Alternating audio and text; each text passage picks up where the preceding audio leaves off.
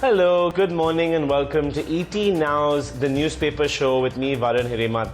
For the next half an hour, ET Now will be walking you through the top headlines from the Times of India as well as the Economic Times. Before we do that, let me just remind you that the newspapers are completely safe to have delivered to your residence. They are not a source of spread or contamination for the COVID-19 virus. So if you are interested in getting your newspaper, please go to wantmypaper.com where you can explore options for the same. I repeat again, wantmypaper.com if you are interested in the newspaper. But with that being said, let's get a move on to the top 10 stories of this morning, beginning with the fact that top names set to line up for Yes Bank share sale. Tatas reject Mistry's quasi-partnership claim. COVID disruption shaves 21% of TCS's Q1 profit. Cognizant India Chairman quits. Follow labeling norms. Concern Affairs Ministry to companies. ED attaches assets of Rana Kapoor and Wadhawans. PNB declares 3,688 crore DHFL account as fraudulent. Chinese sites taking orders despite ban. We are laying out the red carpet, says Modi. And Trump can't hide tax information, says the US Supreme Court. Okay, let's move on to the top 5 corporate stories. Auto demand back on track, but supply staggers. Starbucks to roll out drive through outlet. Flipkart buys 27% in Arvind Youth Brands. EESL in talks with Royal Dutch for solar JV. And Maharashtra allows some hotels to take new liquor stock. Top 5 market stories. Pre-quarterly updates cheer up D Street.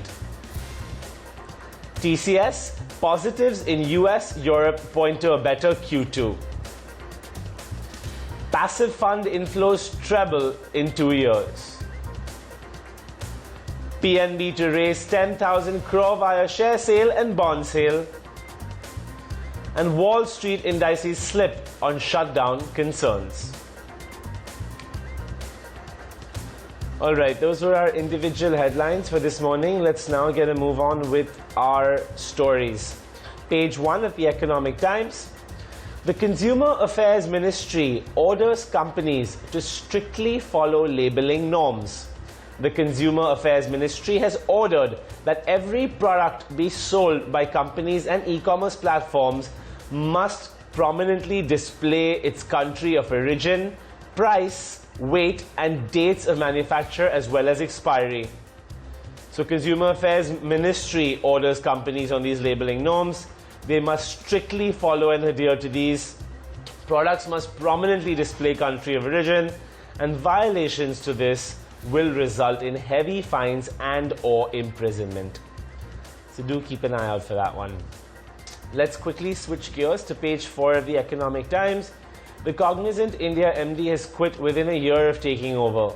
Separately, the firm is replacing its global delivery head Pradeep Shirge with former Accenture senior executive Andy Strafford as part of a business restructuring. Chandra joins us with further details. This is the latest in a series of exits that we have seen at Cognizant over the last year since Brian Humphries replaced Francisco D'Souza as CEO. In the latest, Cognizant India's Chairman and Managing Director Ramkumar Ramamurthy has quit in a sudden move after spending 23 years at the company. Interestingly, he was elevated to the role of CMD only last year. Along with this exit, CEO Brian Humphries also announced the exit of their global delivery head, who will now be replaced by an Accenture veteran, Andy Stafford. Now, in the last year, a series of senior vice presidents have quit the company. They were leading key practices within Cognizant. So perhaps this is a churn happening after the new CEO took charge. Remember, from a growth perspective, Cognizant is going through some tough times. They used to be industry, they used to grow at a pace that was faster than industry. That has come down. They've withdrawn their guidance for the year. There are also reports of mass layoffs happening. So we have to wait and see how this pans out. But clearly trouble at the top at Cognizant. Okay, moving forward. Software giant TCS reports the worst ever quarter. Delay in deals and project execution in the light of the COVID pandemic hurt the company's revenues and profits. Poonam joins us with more. Well, if you look at the numbers for TCS, it wasn't in line in terms of top line, but margins and profitability were far below expectations. Dollar revenue at $59 million was down 7.07% QOQ. Constant currency revenue degrew by 6.3% on a YOY basis. EBIT margin fell sharply at nearly around 23.6% versus our expectation of 24.4%. Profit also degrew by 12.9%. Most important was the management commentary. CEO did mention that the revenue impact of the pandemic played out broadly on expected lines, but he believes that COVID impact has bottomed out and we should now start tracing a path to growth.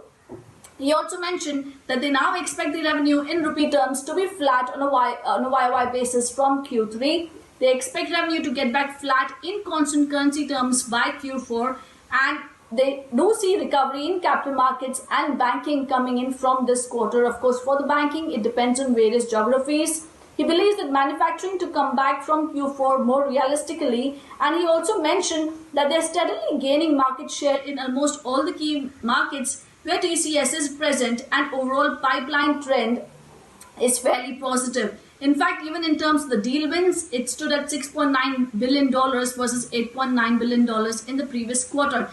All right, thanks for that, Poonam. Back to page 1 of the Economic Times for our next story.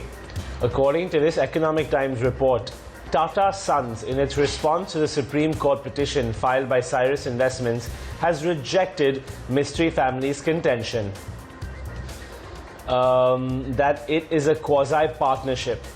The Tata Sons affidavit also rejects the claim that members of the Tata Mistry Group are entitled to proportionate representation on the board of Tata Group's holding company. So Tata versus Mistry, the Tatas reject the Mistry Group's quasi-partnership claim. Excuse me. Members not entitled to proportionate seats on the board. AOA do not postulate proportionate representation, and this would disrupt cohesive functioning of the board. So if you are interested, please do have a look at page 1 of the Economic Times.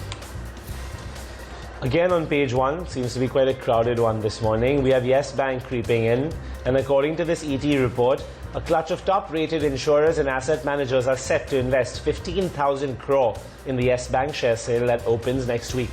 This will be an FPO. The fundraising is aimed at helping the beleaguered private sector lender raise much-needed capital.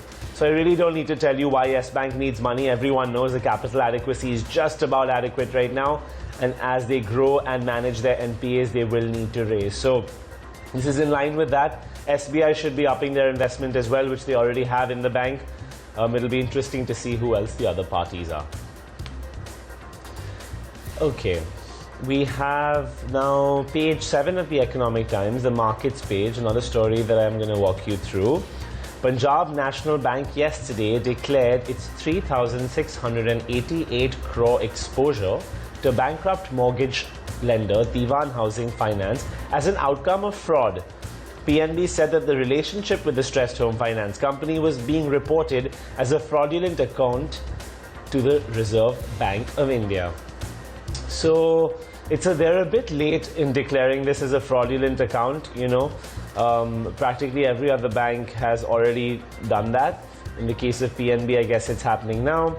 Just so you know, as a bank, what they need to do, it means that they need to provision 100% of these loans if they now call it fraudulent. And just so you know, as of now, they've already provisioned for around 1,250 crores worth of loans in PNB for DHFL. So this is the 4th largest fraud at PNB in the last few years. Okay, let's now switch gears away from banking towards consumer a little bit. And page 5 of the Economic Times this morning, 8 years after entering India, Starbucks coffee company is rolling out its first drive-thru outlet in India on Friday as part of its post-COVID-19 strategy. The Tata Starbucks JV plans to open about a dozen drive-thru outlets in India in a year. But to know more about this, let's head over to Vinny. She's standing by. Varun, so you rightly said that, 8 years after entering India, they are planning this drive-through outlet and this is the first outlet. Overall, also in the quick service restaurant space, which has taken root in the country since a long time, over a decade. Still, we do not have many drive-thrus in the country. So, that is something very interesting that Starbucks is launching. And this is in the post-COVID strategy plan that, they are planning to launch a dozen drive-thrus across the country, especially now with social distancing and hygiene, as a top priority for any customers. They have to be focusing on some new strategies. And even Navin Gurnani, who's the CEO of the company, said that, they are, as this strategy, to come back to normalcy and, to get more of the demand and again consumers coming back, they are looking at these drive-through formats also. Now, not only Starbucks, but overall, if you go to see in the QSR space in India, we only have around 100 drive-through points currently. And, but with this new social distancing and coronavirus, pandemic hitting the country, this year, KFC, McDonald's, Starbucks, Burger King, all of them together combined are looking to come into this format and, increase more of the drive-thrus in the country. And we are set to almost reach through 200 drive-thrus in the country this year. So that is going to be something very interesting to see how this new format actually works out for all these companies, including Tata Starbucks, who's launching its first drive-thru today in the country. So let's see how this actually pans out. Okay, thanks for that, Vinny. Let's now switch gears a little bit to e-commerce and Times of India. E-commerce companies have not just recovered but surpassed pre-COVID-19 level sales as more people shop online due to the pandemic. The daily shipment volumes are back at over 3 million per day, with visible signs of demand holding firm. For instance, platforms like Amazon India and Flipkart are seeing 120 to 140% growth in their shipments, surpassing even January and February numbers. So that's a major positive cue coming out from us, one of the really greener data points we've received in the recent times. Okay, we're now going to quickly just walk you through the top 5 headlines of the Times of India this morning. National count soars by a record 26,550 cases single day, that's 24 hours. E-commerce sales surge past pre-COVID levels. Remdesivir shortage may ease in a month. ICSE, ISC results will be out at 3 p.m. today, and digital payments surpass government FY20 target. So it seems that in the digital and e-commerce sphere, there seems to be quite a significant pickup. All right.